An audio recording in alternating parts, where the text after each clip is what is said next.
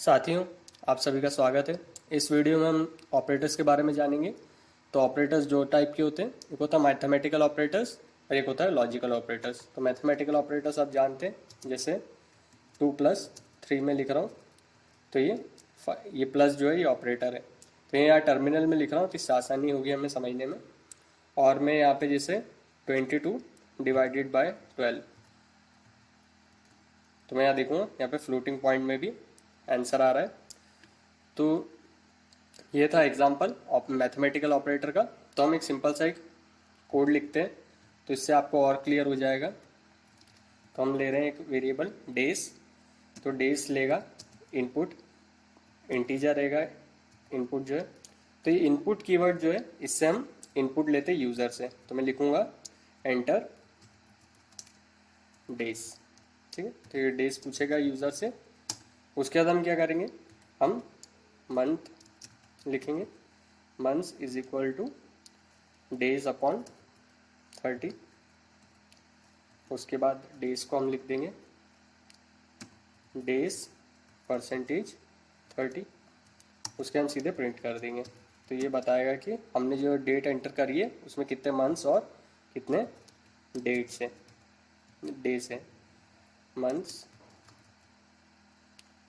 Equals percentage D, उसके बाद days equals percentage जी, उसके बाद परसेंटेज, सीधे सीधे हम लिख देंगे मंथ्स और डेट्स। प्रिंट करके देखता हूँ आउटपुट क्या आता है। तो ये डेट पूछ रहा है तो मैं डालता हूँ 300। तो ये बता रहा है 10 महीने और 0 डेज है। एक और प्रिंट कर लेते इसको, डाल देते 365। तो ये बता रहा है 12 महीने और 5 दिन है। तो ये हो गया हमारा ऑपरेटर। तो हम देखते हैं, और अब रिलेशनल ऑपरेटर भी होते हैं कुछ।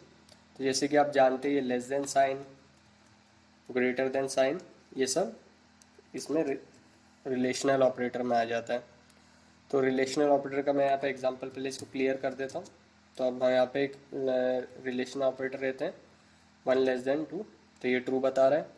उसी प्रकार से हम ले लेते हैं, मान लीजिए 3 ग्रेटर देन 99, तो ये फॉल्स बता रहा है क्योंकि ये फॉल्स हो जाता है। और जैसे कि एक और होता है इक्वल टू, तो मैं इक्वल टू ले रहा हूँ 54, तो गलत हो जाएगा क्योंकि 23 54 के इक्वल नहीं होता है।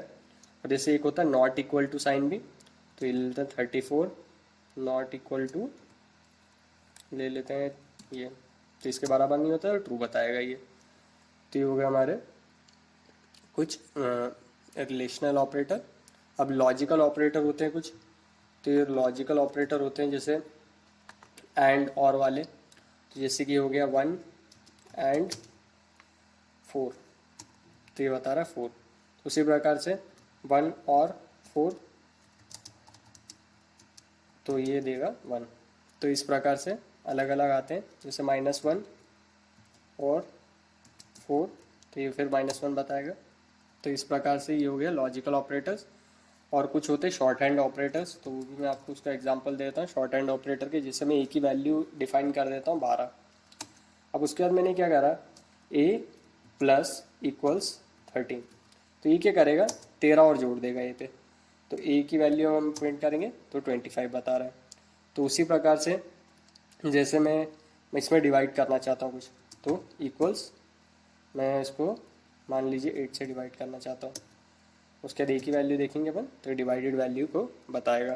तो हम इसको ऐसा भी लिख सकते हैं a प्लस इक्वल्स, उसके मान लीजिए मैं इसमें कुछ चीज़ का मल्टीप्लिकेशन करके उसको ऐड कर देना चाहता हूँ। तो मान लें 3 से ये मल्टीप्लाई कर लेते हैं 90 से, तो ये जो पूरी वैल्यू होगी ये पूरी वैल्यू उस पर ऐड हो जाएगी। अब जैसे मैं ये डालूँगा तो ये देखिए ये 33,17,883 इसमें ऐड हो गया।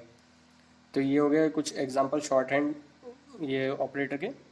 उसके बाद हम देखेंगे एक्सप्रेशन। तो एक सिंपल सा एक्सप्रेशन ले लेते हैं, जैसे कि हो गया a इक्वल्स 2 3 4 4। मैं इसको स्पेस कर करके ऑपरेटर्स को डाल रहा हूँ ताकि आपको देखने में आसानी हो। तो मैं लिख रहा हूँ 45 माइनस 56.0, उसका डिवाइडेड बाय ले लेते हैं हम 34।